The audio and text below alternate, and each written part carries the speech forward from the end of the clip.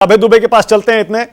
अभय दुबे, अरे अभय जी पहले चलिए ईवीएम पर ही बोलिए। आप 99 हो गए 52 से, 235 पे इंडिया गठबंधन आ गया, अभी भी आप ईवीएम का मुद्दा क्यों पकड़े हुए हैं? मान लीजिए ईवीएम के साथ कोई छेड़छाड़ नहीं होती है, तभी तो बीजेपी का बहुमत नहीं आया इस बार।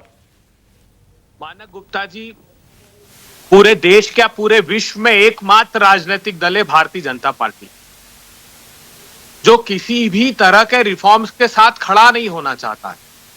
अगर चुनाव आयोग 10 दिन में 1,60,00,000 वोट बढ़ा देता है तो भी चुनाव आयोग के समर्थन में ये लोग खड़े हो जाते हैं।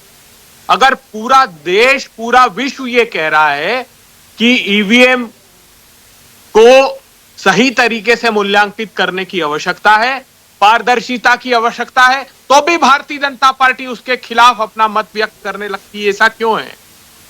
क्योंकि भारतीय जनता पार्टी अंदर से इस बात से आश्वस्त है कि कुछ ना कुछ अगर गड़बड़ी है तो वो उसके समर्थन में है और उसी के आधार पर ये बहुमत हासिल हो रहा है। जहां तक जिस मुंबई के प्रकरण की बात की, तो वो तो पुलिस ने पहले ही केस दर्ज कर लिया था। किसकी सरकार है वहां पर? वो केस दर्ज हुआ। और दूसरा एक और एस्पेक्ट इसमें है, जो इलेक्ट्रॉनिकली वोटिंग, जो पोस्टल बैलेट आपके कास्ट हो रहे हैं, उसका भी महत्व समझिए आप। मैं उदाहरण देता हूं तमिलनाडु का।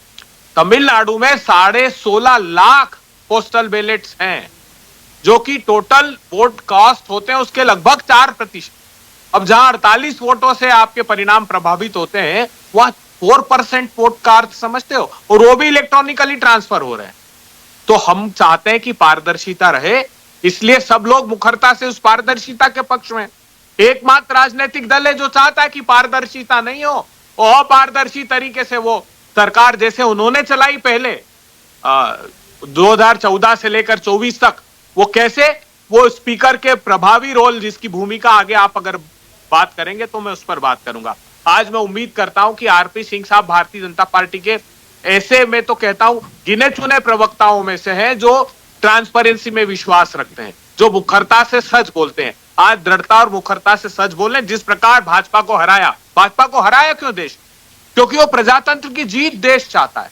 तो उन सारे बातों का समाधान इस 24 से 29 तक देश चाहता है, जिसमें अपारदर्शिता थी। ओके, इसलिए हम सब लोग, राहुल गांधी ने ट्वीट किया, राहुल गांधी जी ने, कि पारदर्शी व्यवस्था होनी चाहिए, और ये इलेक्शन कमीशन ऑफ इंडिया को अश्योरेंस देना चाहिए देश को कि हाँ, बिल्कुल पारदर्शी तरीके से काम हो। बिल्कुल सही है, बिल्कुल सही है।